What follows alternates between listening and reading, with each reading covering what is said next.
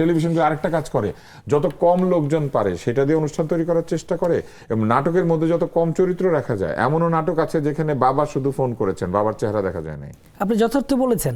একেবারে যে content making এর ক্ষেত্রে আমাদের চিন্তার ইনভেস্ট করতে হবে এবং অর্থের ইনভেস্ট করতে হবে। বিনিয়োগ ভীতি নিয়ে কি আসলে টেলিভিশন রেডিওগুলো তৈরি করা উচিত?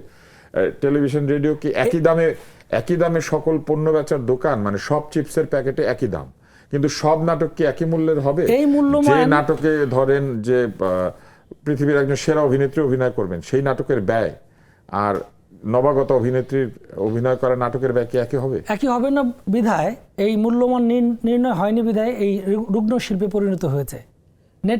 নেটফ্লিক্সের দিকে তাকাই আমরা, 325 বিলিয়ন সাবস্ক্রাইব করেছে পেইড। তাহলে কি ধরনের কন্টেন্ট আছে? ওপেন বাজারে যখন আপনি ডিজিটাল কন্টেন্ট দেখবেন, আমি নেটফ্লিক্সে যে কন্টেন্ট দেখব সেটা আমি কেন আমার টেলিভিশনে এই মানের দেখব? আমার সেট, লাইট, আর্ট এবং গ্রাফিক নিম্নমানের।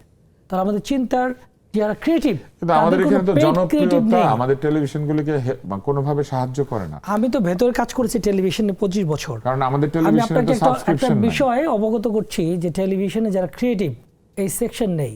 তাহলে কারা কেবল অপারেটররা তো টেলিভিশনগুলিকে কোনো টাকা দেন না, তারা টিভি বেচেন কিন্তু টিভির কাছে তো কোনো টাকা পৌঁছায় না। এটা একটা বড় জায়গা যে যারা কন্টেন্ট বিক্রি করছেন তারা নিজেরা লাভবান হচ্ছেন, টেলিভিশনকে দিচ্ছে না।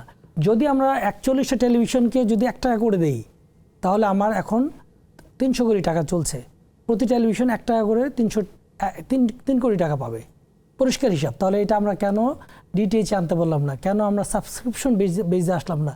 আমরা সেট টপ বক্স নিয়ে বাড়ি বাড়ি দিয়ে সেখান থেকে কর নিতে পারতেন। এখন ফাঁকি হচ্ছে, কারণ আমরা যে অ্যানালগ পদ্ধতিতে যাচ্ছি সেখানে কতগুলি টেলিভিশন অন হয়েছে আমি জানি না। ডিটিএইচে যে আমরা মুভ করছিলাম তাহলে আমরা সরাসরি দেখতে পেতাম কতগুলি টেলিভিশন আছে। সেটা তো সেই 2016-17 সাল থেকে ঝুলে আছে। এখন রুগ্ন হয়ে গেল। এখন মানুষ ইন্টারনেটে দেখে সব, এর মধ্যে প্রযুক্তি বদল হয়ে গেছে। তারপর ডিটিএইচ মৃত হয়ে যাচ্ছে। তারপর এইটা এখন টেলিভিশন একটা হুমকির মুখে রয়েছে। আমরা কি করে এটাকে উত্তরণ ঘটাতে পারি তার জন্য নীতি নির্ধারণী মহলে আলোচনা করতে হবে, বিতর্ক তুলতে হবে। এটা না থাকার ফলে এর কোনো অভিভাবক নেই। আজকে যিনি মৎস্য মন্ত্রণালয়ে কাজ করেন, কালকে তথ্যের সচিব, তিনি তো এটার কিছুই জানেন না। তিনি এসে এটার কি দেখভাল করবেন?